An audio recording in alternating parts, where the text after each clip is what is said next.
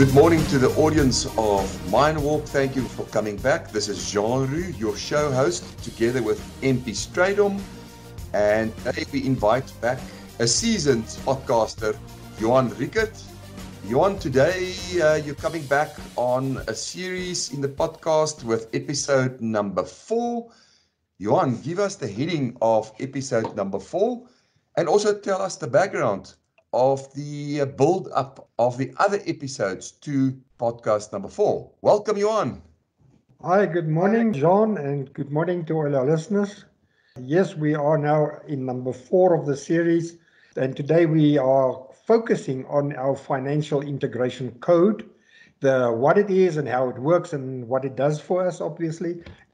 But today we basically have a dual purpose because we have to revise to a large extent that how we use it, and then obviously how it works through all the other systems, and it will also demonstrate how the features of the MindRP platform comes together with the ERPs or the financial forecasting applications, and as well as MindRP Work Manager. Tell us how we got here. Just for the audience, just remind us of the build up to podcast number 4.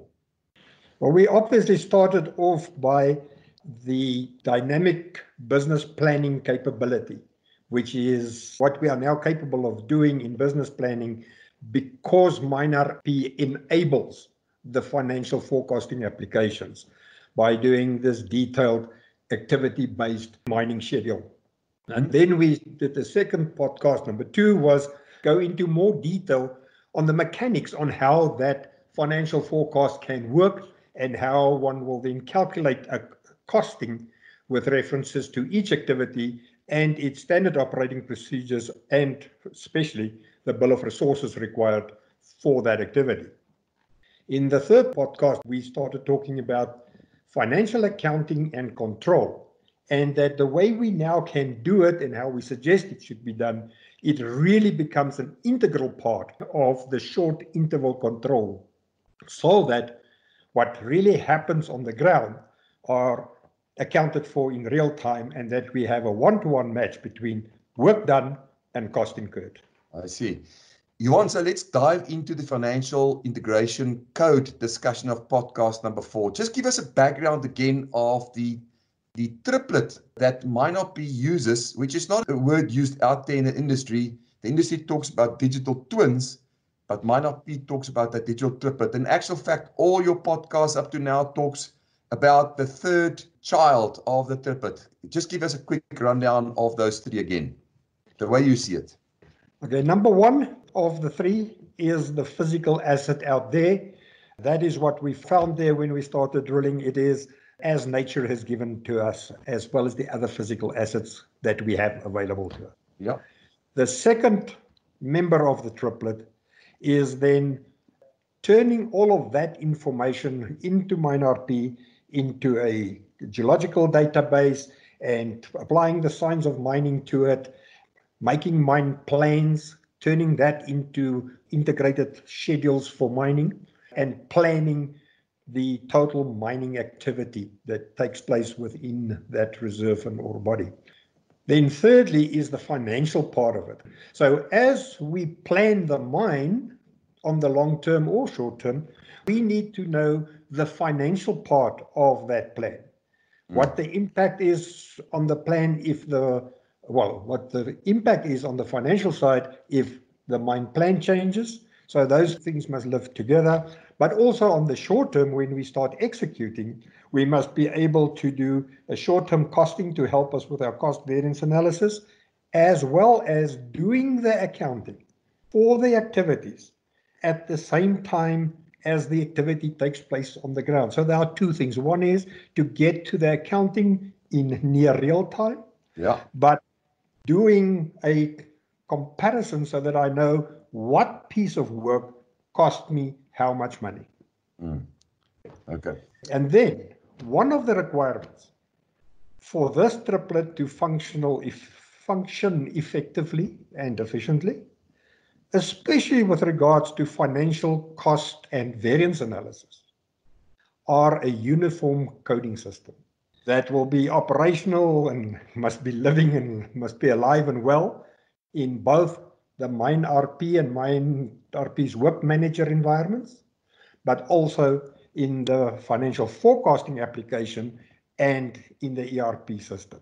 And Johan, this is not a pipe dream for mining. You told us how you have personally, as a CFO, worked in other industries where this was pretty much the order of the day, this near real-time integration of financial information. Oh, yes, absolutely. We can just imagine if Vodacom didn't do real-time accounting for what we owe them, what a mess it would have been at month end. But that's a complete different industry. Yes, there's horses for courses, but the principles can be achieved, and yes, we've done it. Okay, so let's dive into today's podcast. Tell us, how does this financial integration code work, and what do we do with it? John, it starts again with the unique capabilities of MineRP that actually breaks down the entire mine plan into a schedule of activities. And let me just say, an activity is a unit of work, and we will be talking about defining this unit of work and an activity in our next podcast. But not only does it break it down like that, MineRP tells us what that piece of work is, when must it take place, where must it take place, as well as what is the standard operating procedure on how it should be done, and then a bill of resources, i.e. how many resources are we going to have to consume in order to actually do it. So with this knowledge, MineRP effectively concatenate a financial integration code for every activity. Now, the financial integration codes are obviously dynamic and would look different for different mining methods. Okay. And uniquenesses of clients may also cause it to look slightly different. Okay. So it could be expanded and contracted, but in its score, it conveys at least the following. Okay. One is the ORC code that people are familiar with that normally lives in ERPs and would be just a standard code that will be added so that we can consolidate across the board. It will include the workplace name, the code for the workplace name. Yeah. Also will give the workplace address, okay, in the form of a WBS, which most mines already have in operation, so that you've got that identity. What is the workplace? Where is the workplace? And then we add the GUID as well from the three-dimensional address that lives in MineRP. It names the activity, or the activity code goes there, and it then adds the dimensions and conditions code. Now, those two are very important because together defines the specific variant of the bill of resources that needs to be used for that calculation. Okay. You would find on long-term forecasts that we don't necessarily have too much detail about condition variables. So it would be a standard bill of resources. But going closer to interval control, short-term planning and execution, we may find that we have to use different variants because of roof conditions or ground conditions or rock mechanics or whatever the case may be. That is where it is born. Then in the financial forecasting application, effectively where we do the costing for every activity, this financial integration code is used as a cost code. And as a very granular or fine granular cost code, it obviously rolls up into processes, stocking points, cost centers, value trees, summaries, as well as into cost of sales. In Work Manager, which also works based on the activities, also carry the same financial integration code, but the unique connection between the Work Manager and ERP environments, as well as the ERP, takes place here, where it gets linked to the job card, because we're going to open a job card in the ERP. So what we do is we exchange that job card number so that Work Manager carries the financial integration code and a specific job card for it. If we go to the ERP, where it is also used as a cost code, there again, the job card number is intrinsic to the ERP, but we attach to that the financial integration code so that we've got this all over the system and can identify the same activity on the same manner in all these subsystems. So, Johan, therefore, we then create a one-to-one relationship between the two twins, the last two twins of the triplet, right? Well, in fact, we create a one-to-one-to-one relationship because the activities is also in the physical environment. But yes, in the number 2 and 3, where we start getting digital and running between those systems, that is then really where this is used and where it becomes very useful for the purposes that we use it for, especially in the business planning and in execution planning. Johan, the issue of granularity then is very important. The design of the level of granularity which the organization can handle. That's right. As again here, we're talking about the financial integration code, but the important thing is the things it codes, because we've got planning in an activity level of granularity. Mm-hmm. Our costing and our budgeting is in the activity level of granularity. And our execution and our accounting is again in that activity level of granularity. And what we're now just doing is to apply a universal standard of cost code to all these activities that lives in all the various applications so that we can track it and we can use it effectively. Johan, in the next podcast, I think we must bring Okkert van Schalkwyk up. He is the person, we've already spoken a few times with him. What is key here for integrating into the ERPs are the master data synchronization between the two systems, and that is the key what will make all of this work. But I think let's bring him up together with you next. So, Johan, let us steer towards the end of the podcast. You've told us in more detail about the financial integration code. Tell us about the outcomes that you can achieve when you do all of this. Effectively, through the coding system, especially when it gets digital that we need, we can now track an activity and its status from the day that it is born in the plan, in the mining plan, up to finally having been executed and done and finally costed. And we can reconcile between what activities were planned and then eventually what activities actually took place.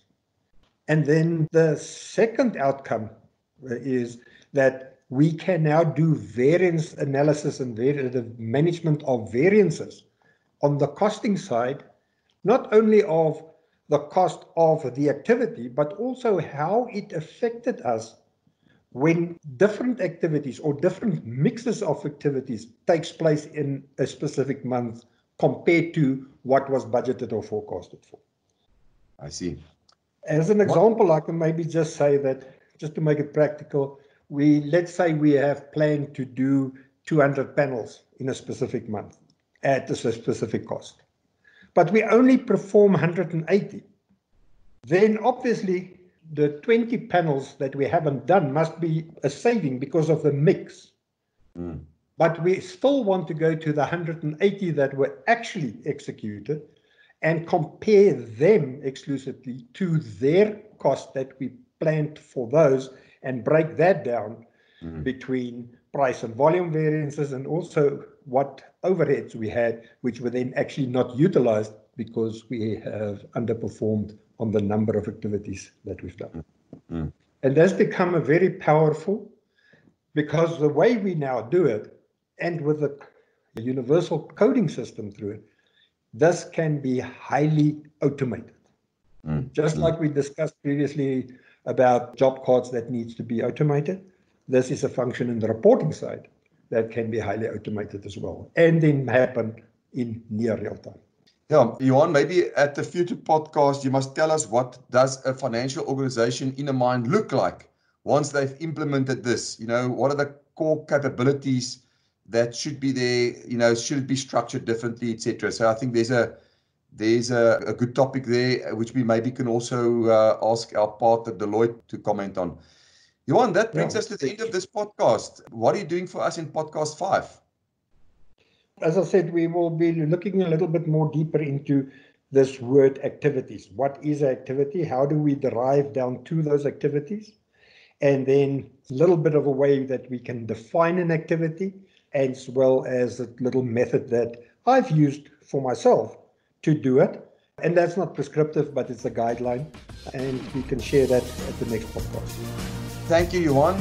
And thank you to our listeners for dialing into this. And if you want to contact us, the podcast notes, Johan details will be there. Thank you very much and goodbye. Goodbye.